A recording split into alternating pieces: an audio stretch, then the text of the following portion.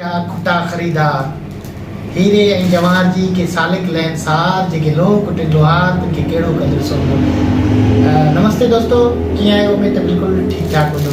जीअं दोस्तों असांजी ख़ुशकिस्मती असां सुहारे सिंध जे उन खिते में रहूं था जिते असां वटि फ़क़ीर शेवा कच्छी जहिड़ा जोधा जवान आहिनि ऐं मुंहिंजी हमेशह कोशिशि रहंदी आहे। मां अॻे बि साईं जो हिकिड़ो वीडियो ठाहियो हुउसि ऐं अॼु दिलि चाहियो त साईं वटि वञिजे ऐं साईं खे मुबारक बि ॾिजे ऐं असांजी जेका असां हींअर दुनिया जे मुल्कनि में जेका असां हींअर असांजे इन दरावड़ क़ौम जी कबीले जी जेका असां साईं नुमाइंदगी करे रहिया आहिनि, असांखे ॾाढी ख़ुशी थी आहे ऐं कोशिशि कयो त पंहिंजनि जो क़दुरु कयो ऐं क़दुरु ईअं थींदो आहे त फ़क़ीर शेवा कच्छी जहिड़नि दोस्तनि जो साथ ॾियो त हू असांजो आवाज़ु जेका असां आलावान ताईं पहुचाए असांखे जेके मसइला थियनि था उन ते बि जेका असां आवाज़ु उथारिनि।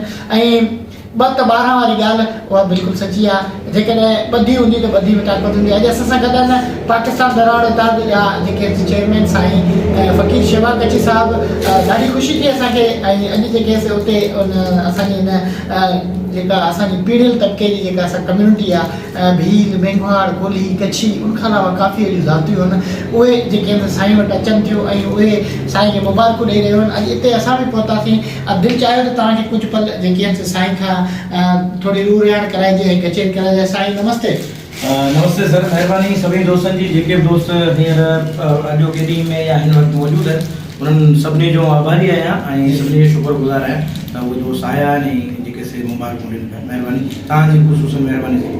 फ़क़ीर साईं ॾाढी ख़ुशी थी।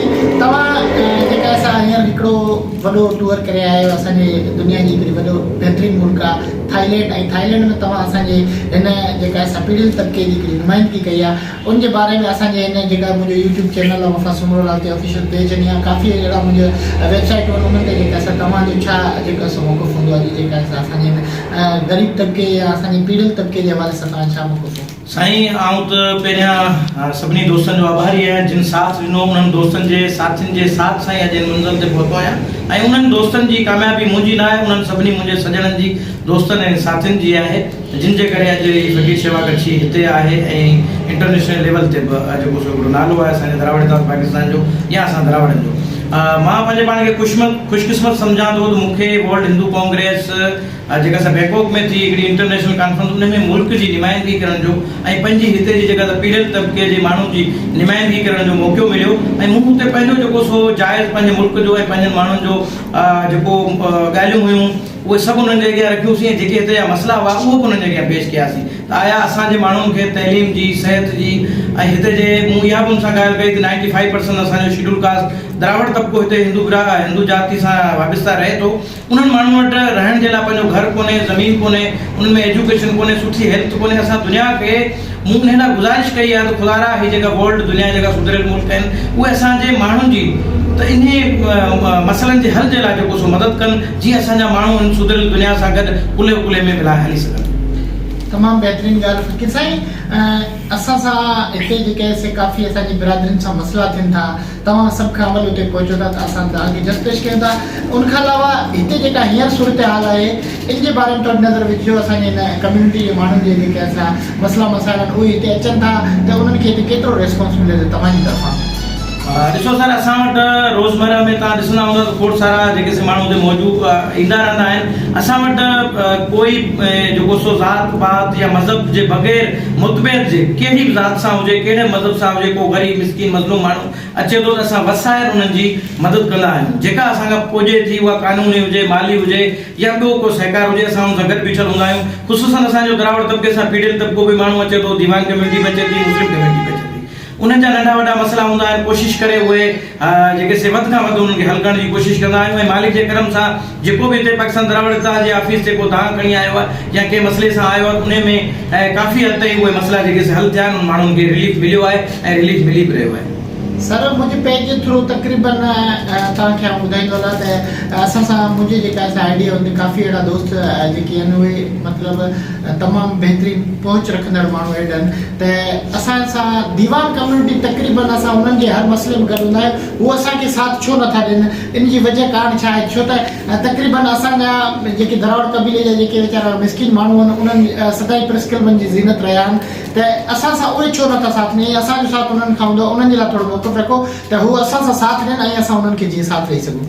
बिल्कुलु दादा, मुंहिंजी दीवान कम्युनिटी जा माण्हू असांजे लाइ मौजूदु आहिनि, असांजा सुठा, उन्हनि जे लाइ हमेशह असां उन्हनि खे इज़त जी निगाह सां ॾिठो आहे ऐं मुंहिंजा सुठा पर्सनल दोस्त बि दीवान कम्युनिटी जा मौजूदु आहिनि ऐं उन में काफ़ी दोस्त आहिनि उहे पंहिंजनि मसइलनि में, द्राविड़ तबिके जे मसइलनि में अचनि था पर अक्सरियत में नथा अचनि। असीं उन्हनि खे चऊं था भई तव्हांजो जॾहिं दीवान कम्युनिटी जो मसइलो चाहे सिंध जे या पाकिस्तान जी कंहिं कुर्च में थिए थो, अवल सभ खां असांजे द्राविड़ तबिके सां माण्हू ई उहे हूंदा आहिनि जेके तव्हांजे लाइ आवाज़ बणिजी ऐं तव्हांजे लाइ आवाज़ उथारींदा ऐं तव्हांजो साथ ॾींदा। त असांजे दीवान कम्युनिटी जे उन्हनि सोशल एक्टिव माण्हुनि जो, सियासी समाजी सभिनी अॻुवाणनि जेके दीवान कम्युनिटी सां वाबस्ता आहिनि उन्हनि सभिनी खे गुज़ारिश कंदो त आया असां सभु हिकु आहियूं। असां में थोरो घणो जेकॾहिं मुतबेद आहे त पंहिंजी दिलि मञा, हिक ॿिए जे लाइ थोरो घणो जेकॾहिं कीनो आहे त उहो कढो।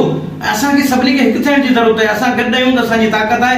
असां अलॻि ऐं छड़ो छड़ हूंदासीं त असां ईअं ई तकलीफ़ूं खाईंदा रहंदासीं, ईअं ई मसइलनि खे मुंहुं ॾींदासीं। उन्हनि जे लाइ असांजे दोस्तनि खे वणंदा त ख़ुदा सभु हिकु जो ऐं जेका असां नंढ वॾाई या ऊच नीच वारो सिस्टम उहो कंहिं दौर में हाणे ख़तमु थी वियो। हाणे सभु इंसान बराबरि आहियूं, को बि नंढो कोन्हे, को बि वॾो कोन्हे। ऊच नीच वारो सिस्टम ऐं उहा सोच ख़तमु थियणु घुरिजे। असां सभिनी खे हिकु थियण जी ज़रूरत आहे।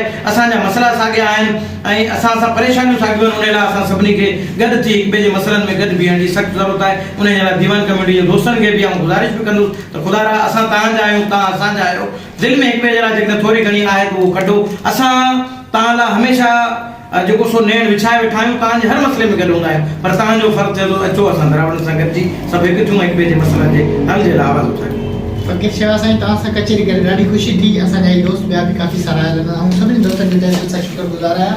फ़क़ीर साईं, आख़िर में तव्हां दोस्तनि जे लाइ या असांजे हिन ग़रीब तबिके जा जेके माण्हू आहिनि या असांजा जेके काफ़ी अहिड़ा माण्हू आहिनि जेके पंहिंजो आवाज़ु नथा उथारे सघनि, सदाईं मतिलबु हिकिड़ो उन्हनि खे ग़ुलामी वारी ज़िंदगी शायदि पसंदि आहे या उहे वीचारा मजबूर आहिनि, त उन्हनि जे लाइ तव्हां कहिड़ो पैगाम ॾियणु चाहींदव? साईं ॾिसो, दुनिया तमामु अॻिते वधी चुकी आहे, जदीद तरीन थी चुकी आहे। असांजे माण्हुनि खे काफ़ी हद ताईं जीअं 2018 खां पाकिस्तान द्राविड़ इत्तेहाद जो बुनियादु पियो आहे, असां मुसलसिल जदोजहद कई आहे ऐं पंहिंजी जदोजहद में काफ़ी असां मुतमिन पियूं, काफ़ी कामयाबु थिया आहियूं। जेके नौजवान जेके माण्हू किन मसइलनि ते, पंहिंजे हिंदू बिरादरी जे मसइलनि ते, माइनॉरिटी जे मसइलनि ते ॻाल्हाईंदा कोन हुआ, अॼु उहे ॻाल्हाइनि था, आवाज़ उथारनि था ऐं रोडनि रस्तनि ते निकिरी जेको सो पंहिंजे माण्हुनि जे लाइ सरापा एहतजाज बणजनि था। इहा असांजी कामयाबी आहे, पर अञा उहा कामयाबी न मिली सघी आहे अक्सरियत में। छो त असांजो अक्सरियत माण्हू, घणे भाङे माण्हू जेको सो वॾेरनि वटि, भोतारनि वटि अञा ताईं जेको सो बनी में बारे में क़ाबू थियल आहे। उन्हनि वटि सम्झो त उन्हनि जो हर हारी आहे ऐं उन्हनि वटि उहे उन्हनि ते क़ाबिज़ आहिनि। उन जे लाइ असांजे माण्हुनि खे तइलीम तरफ़ अचिणो पवंदो, शऊर तरफ़ अचिणो पवंदो। असांखे पंहिंजनि माण्हुनि खे, असांखे सभिनी खे, पंहिंजे बच्चनि खे, ख़ुसूसन नियाणियुनि खे, औलाद खे जेको सो पढ़ाइणो पवंदो। उन्हनि खे तइलीम ॾियणी पवंदी। तइलीम सां ई तब्दीली अची सघे थी, न त असां ईअं ई जेके हिननि ज़ालिम माण्हुनि जा, भोतारनि जा हमेशह असांजा माण्हू ग़ुलाम रहंदा ऐं पंहिंजा हक़ न घुरी सघंदा। उन जे लाइ असांजे माण्हुनि खे पंहिंजे हक़नि जे लाइ आवाज़ उथारणु घुरिजे ऐं बग़ैर कंहिं ख़ौफ़ जे, जंहिंखां बि जिते बि को मसइलो थिए थो त असांखे सॾु कनि। असां आधी राति जो उन्हनि सां गॾु हूंदासीं, बसि आहे पंहिंजे मज़लूम माण्हुनि सां गॾु हूंदासीं। उन्हनि सां थींदड़ हर ज़ुल्म, नाइंसाफ़ी ख़िलाफ़ उन्हनि सां गॾु बि उन्हनि जो साथ ॾींदासीं। पंहिंजे पाण खे अकेलो न सम्झनि। द्राविड़ इत्तेहाद पाकिस्तान, मां ऐं असांजा दोस्त जेके सोशल एक्टिव दोस्त आहिनि, मुख़्तलिफ़ तंज़ीमनि सां वाबस्ता आहिनि, मुख़्तलिफ़ जेके माइनॉरिटी जूं तंज़ीमूं आहिनि, सभु पंहिंजे वसाए कमु कनि पियूं। उन्हनि सभिनी तंज़ीमनि सां उहे मज़लूम माण्हू राब्ते में अची सघंदा। इंशाअल्लाह असां सभु गॾिजी हिकु ॾींहुं वॾी तब्दीली आणींदासीं ऐं पंहिंजा हक़ जेके सालनि खां, सदियुनि खां जेके उहे गाज़िब कब्ज़ो करे वेठा आहिनि, उहे पंहिंजा हक़ बि वठंदासीं ऐं पंहिंजनि माण्हुनि खे इंसाफ़ वठी ॾींदासीं।